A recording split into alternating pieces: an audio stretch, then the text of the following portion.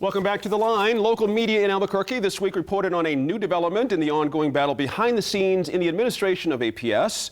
Chief Financial Officer Don Moya is currently on administrative leave, and emails from Mr. Moya showed that he flagged what he believed was a questionable RFP, or request for proposal, for the district. There was a disagreement by email between Mr. Moya and APS Deputy Superintendent Jason Martinez, who was brought in by the new APS Superintendent, Dr. Luis Valentino. And Sophie, APS leadership isn't saying much, especially Mr. Valentino, saying it's a more of a almost like an NFL Deflategate thing. It's like a distraction compared to, I had to get that in there somehow. But what's really going on for me is this information that we've got in these emails that somehow the deputy superintendent is telling the CFO that it is not in his purview to look at things that cost the district, meaning us as taxpayers, a lot of money. What did you make of that exchange? A very interesting barbed I thought that it was sort of a fascinating pissing match to look at that. And it was also interesting, I have to say, at the most recent school board meeting to see school board member Quezado saying,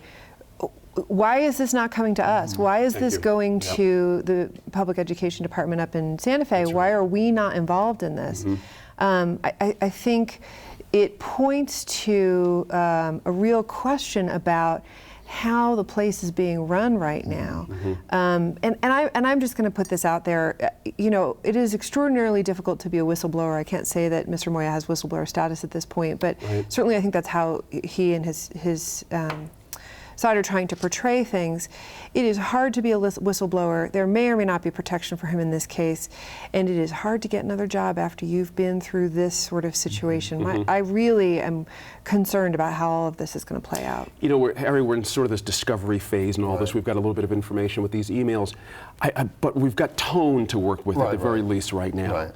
And I just find it very interesting that a deputy superintendent who's not been here long suddenly has a complete handle on all IT infrastructure, in this, and knows what needs and doesn't need to be done. Did it seem unreasonable what Mr. Moya was pushing back on? He was in essence saying, we have other problems here on the educational side. Why don't you turn around and look at that before you start looking at IT Particularly stuff? given that it's the summer before the new superintendent starts and students are coming back in the fall. I was really concerned about the tone as well. So you have folks coming in who are in the leadership group from the outside, don't really understand the culture, don't really understand who is working for the school district. You've also got the fact that there is this pre-existing relationship, and that it really hasn't been talked about nearly as much. So there's a lot of talk about what was in the text, and I think the really interesting issues are the issues related to tone, but then also the issues related to the conflicts of interest, and you have a new team that's coming in, and almost within a few months embroiled in this huge controversy that just seemed completely unnecessary. Right. Part of that thing Harry just brought up, Lieutenant Governor, is this relationship with the deputy superintendent and this person in Denver, this disgraced person who had been run out of the Denver school system. And this whole dust-up, it would seem to me, and my question to you, wouldn't you just want to stay away from that personality for the moment? Because any enterprising reporter could have dug this up easily. Well, even I have to say, I was shocked. Yeah. I was shocked on several levels. One, that the new superintendent is texting to do business, which is amazing to me. The second thing, that there was this pre-existing, that when it came out, Don Moya is the person who is actually, he is probably, I think, the most respected finance person for public school finance in the state of New Mexico. When APS got him, it was a real coup for him to come here. He knows it inside and out, and he has managed through these very difficult budget cuts and tried to help them. So it's really shocking to me that the new superintendent has not taken time to get to know Don Moya and maybe relegated that to Jason Martinez to oversee someone like Don Moya. So it's, I think, and it won't go away anytime soon. It may get resolved, but it will linger within the administration up there. I just think we can guarantee it. And but I am still shocked that the new superintendent who came to, I had high hopes for him. But it's like he wasn't reading our past history. Interesting. By texting. And Tom, it's not unusual for new people to bring in their own people when they come in. The respected lieutenants, that kind of a thing. Happens in politics, it happens. But in my experience, sometimes when those new people are brought in, there's almost like this understanding that you have more power than you may actually have. Like someone makes you, you feel good about being brought in, all that kind of thing. Was this a case of this man, Mr. Martinez, may have just misjudged his own power inside APS, and Mr. Moya was trying to bring some sense and sensibility back into the situation? Yeah, you would hope that would be the case, because that would make it very understandable. Right. With the APS leadership right now just not communicating anything with regards to this particular issue. Right. That side of the story is not having a chance to be told.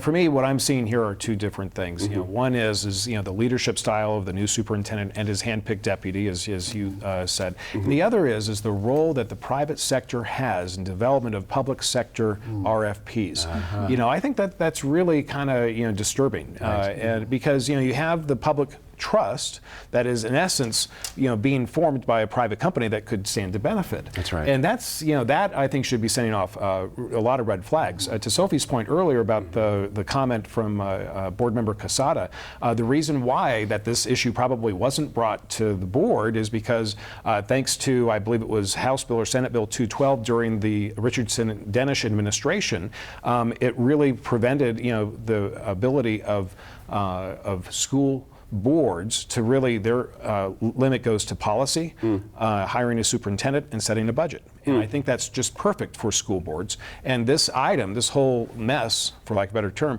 really had nothing to do with either of those three areas.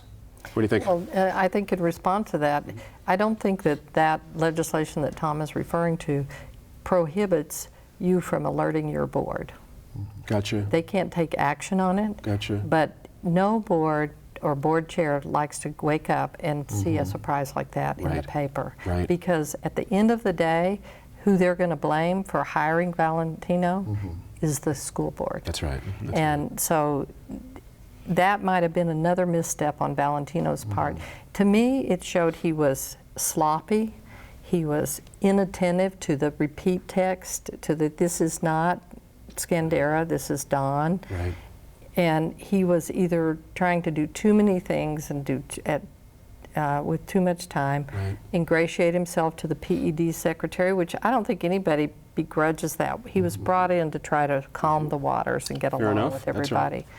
But to ask her about a personnel issue is inappropriate. I wonder if we might see legislation, Sophie, given what Tom just said about some kind of remedy, if one sees it that way, as needed. It's an interesting question. I'm not sure that I see that coming down at this point, but I could be surprised. Because where does this leave the school board, Harry? I mean, you can't have a school board in essence saying we've done our bit in the hiring, then after that. And now we we're have not nothing to say, accountable right? I can't imagine a school board being fine with that. No, and I think the school board shouldn't be fine with that. And the whole legal issue of school board involvement is certainly one thing to think about. But there's a broader problem, which is that the new superintendent clearly isn't communicating very well. And if I were the school board, I'd want to have a meeting with him to talk about that. There you go. Up next, we discuss the latest data on high school graduation rates here in New Mexico. It's good news.